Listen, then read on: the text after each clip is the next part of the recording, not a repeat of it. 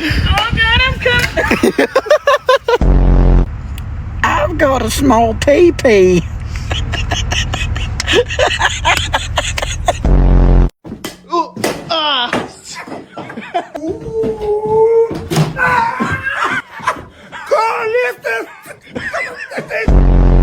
I was told some guy in a white Toyota tells you coming to pick me up. And I'm ready to go. Wherever you are. What's that there, mate? Ah, what have you done, you wurzel? Look at that. There's a bloody hole here, mate. You can't have that. Like to call it. More mercy.